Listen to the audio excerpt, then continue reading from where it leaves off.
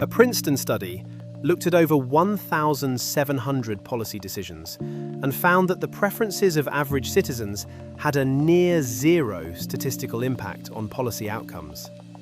Near zero. Let me ask you something.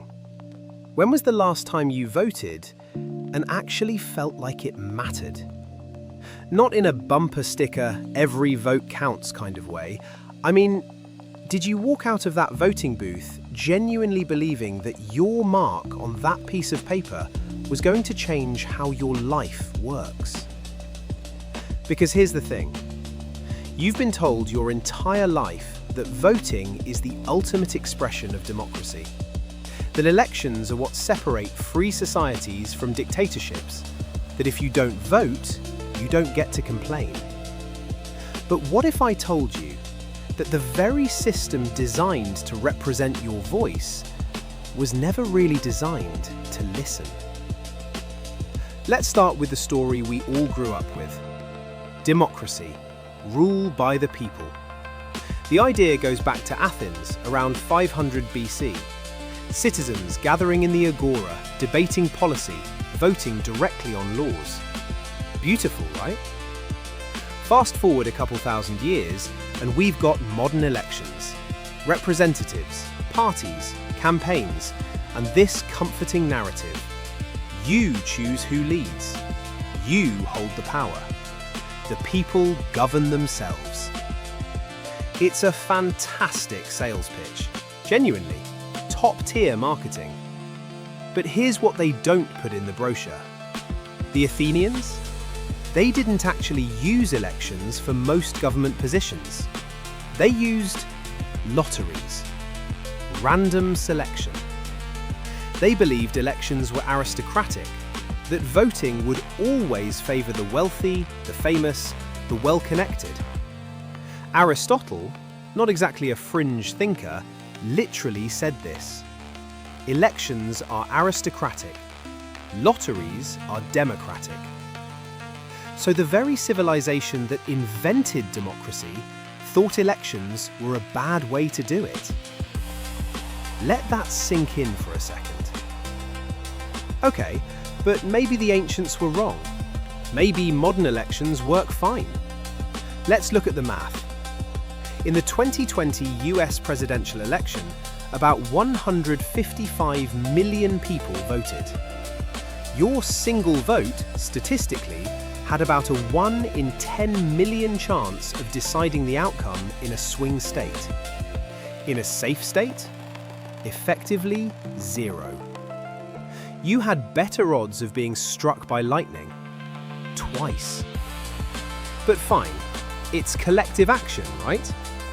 Your vote plus millions of others, that's where the magic happens?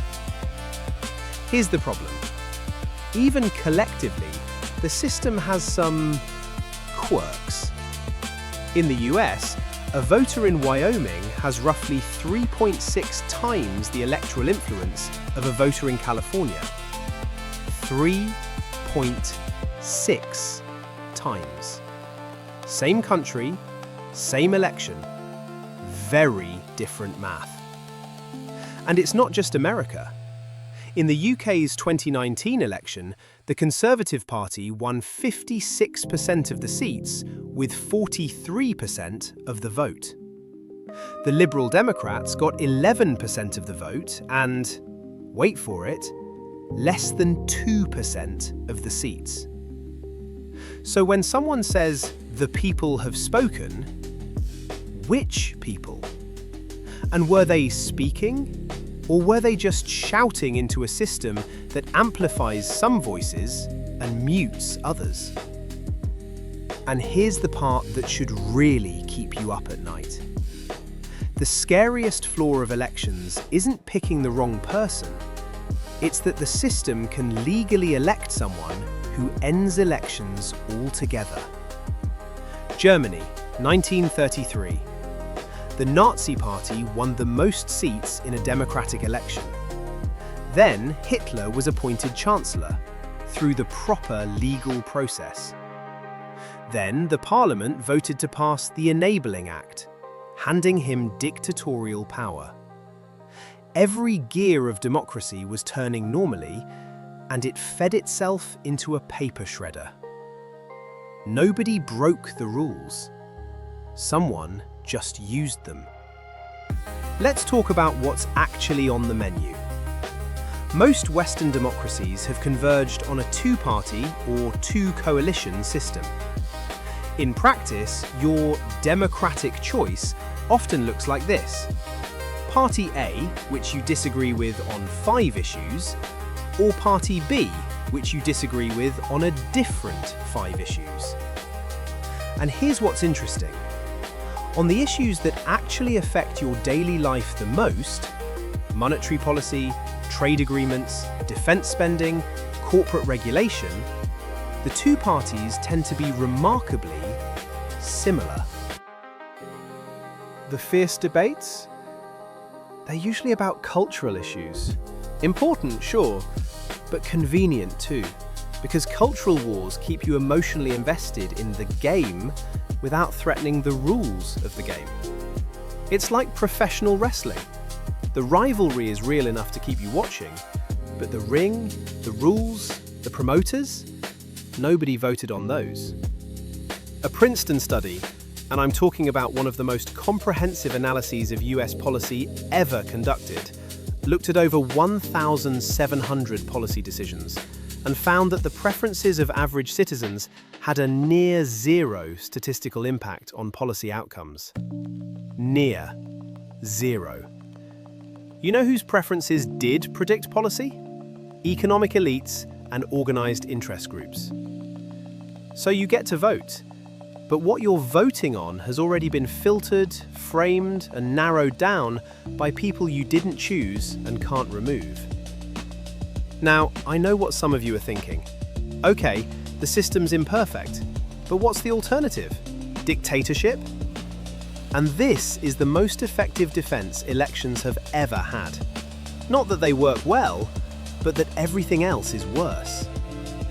Churchill's famous line, witty, quotable, and honestly, kind of a cop-out, because it shuts down the conversation right when it should be getting interesting. It says, don't ask if this is good, just accept it's the least bad. But what if we actually ask the question seriously? Not elections or dictatorship, that's a false binary, but are there ways to make governance genuinely representative?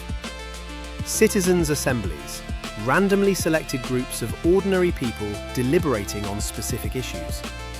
Ireland used one to navigate its abortion referendum. France created one for climate policy. The research shows they produce more nuanced, less partisan outcomes than elected legislatures. Liquid democracy, where you can either vote directly on an issue or delegate your vote to someone you trust and take it back any time. No fixed representatives, dynamic representation. Sortition, the Athenian model, random selection for government roles. Sounds crazy, until you remember that's exactly how jury duty works, and nobody calls that undemocratic. We accept random citizens deciding whether someone goes to prison, but random citizens deciding tax policy? That's where we draw the line? I'm not here to tell you to stop voting. If you find a candidate you believe in, go for it. Seriously. But I am here to say this. The act of voting, by itself, is not democracy. It's a ritual of democracy, and there's a real difference. Democracy isn't something you do for 10 minutes every 4 years. If that's all it takes to call a society democratic, then the bar is so low it's underground.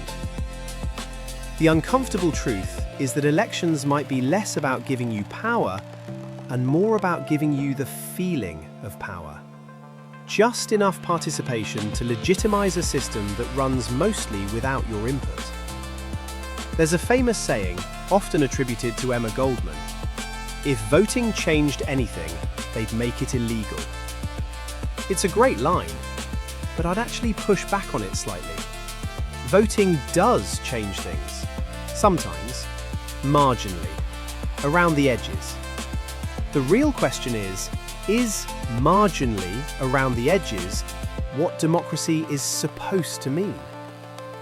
I don't have a neat answer for you, and honestly, I'd be suspicious of anyone who does. But if this made you think, even a little, about a system you've been told to never question, then we're getting somewhere. I'll be exploring more questions like this, not to give you answers, but to take apart the things everyone assumes are settled. Next time, is free speech actually free, or is it just expensive? See you then.